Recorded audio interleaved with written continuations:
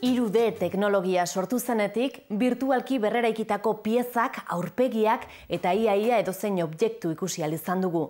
Berreraikuntza virtual ikusgarrienetakoak dena den oso aintzinako zibilizazio eta hiriak erakusten dizkigutenak dira. Egun hauetan, Irunen egiten ari den Bidasoako 8. nazioarteko zinemaldi arkeologikoan ikus daitezkeen dokumentaletako asko, 3D teknologiaz baliatu dira. Ikusentzuleek ia modu errealean esperimenta dezaten lehen hominidoen naiz feniziarren bizimodua. Amaia Kultura Zentroa, 10 ikusle, zuzendari eta arkeologoren bilgune bihurtu da Bidasoako arkeologiaren nazioarteko zinemaldiaren astean. Antxe aurkitu dugu Diego Bravo, 54 urteko katalana. Tiro dokumentalaren zuzendaria da, zinemaldi honetara aurkeztu biren 37 filmetako batena alegia. Ikusentzunezkoen munduan ibilbide luzea egina du, eta ez da arkeologiaren inguruko abentura batean murgiltzen den lehen aldia. Oraingo honetan, feniziar munduaren inguruko egiak kontatzea du xede.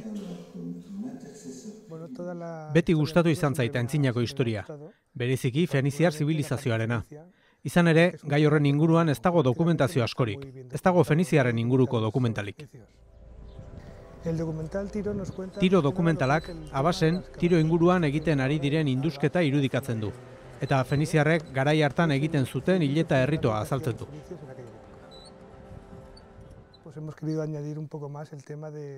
Indusketa horri esker eta beste batzuei esker jakin diren datuak erabiliz, feniziarren eguneroko bizitzaz ere hitz egin nahi izan dugu. Pompeu Fabra Unibertsitateko arkeologo talde batek Libanoko Tiro hirian martxan jarri duen nekropoli indusketa batean oinarritu da dokumentala. 8 hilabete aritu bira filmean lanean. 3 dimentsioko berreraikuntzek zibilizazio zahar honen ezaugarriak gerturatuko dizkiote ikusleari. Gaur egun ez dauden hainbat elementuren inguruan ikuspegi bat ematen laguntzen du. Berreraikitze virtualei esker, feniziarren itsasontziei buruzko datu asko irudikatu ahal izan ditugu. Teknologia honekin soilik egin daiteke hori.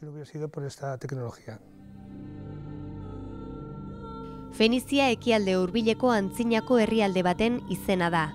Feniziar eta kanandar zibilizazioen sorlekua.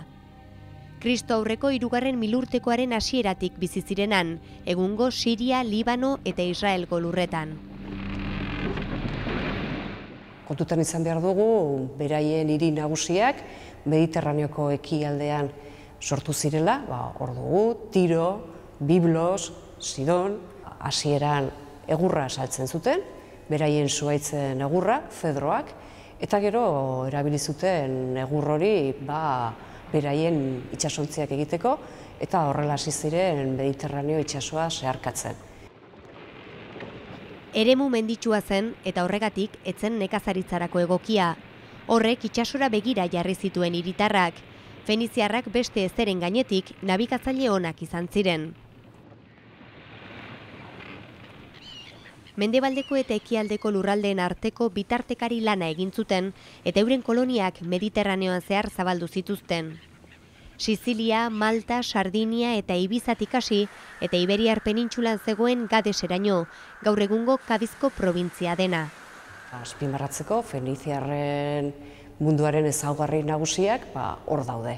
Hiri babestuak, oso babestuak, gero itsasoarekiko izan zituen harremanak eta merkataritza mundua. Oso trebeak ziren gauzak errepikatzen eta bere merkataritza horrela sustatzen zen. Mediterraneo osoan gustukoak ziren merkantziaz errepikatuz eta salduz, klaro.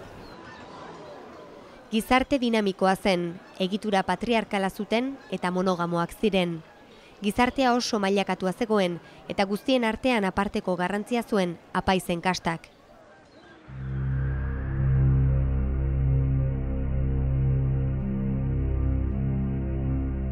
Urte igaro dira ordutik. Gaur egun Maria Eugenia Ubet arkeologak ikertzen ditu Tiroko indusketa hauek. 1987 urtean aurkitu zuten Burdinaroko nekropoli hau, eta feniziarren hileta ohiturei buruzko datu ugari eman ditu haren ikerkuntzak. Llevan como casi 8 años 8 urte daramatzate lanean, eta oraindik ere jarraitzen dute. 250 gorpu aurkitu dituzte, euren kutxa, plater eta guzti. Dokumentalean ikusten den guztia, errito feniziar arrun bat da.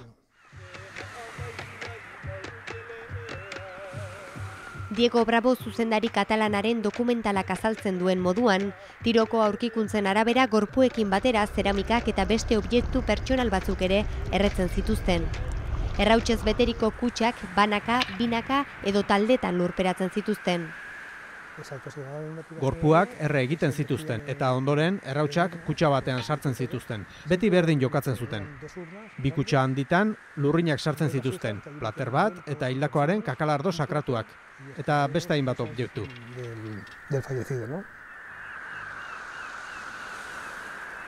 Bildutako datuak asko badira ere zibilizazioen inguruan milaka zalantza daude oraindik argitzeko. Irudimentsioko teknologiaz egindako Tiro dokumentala feniziar munduaren inguruan egindako azken aurkikuntzen isla da.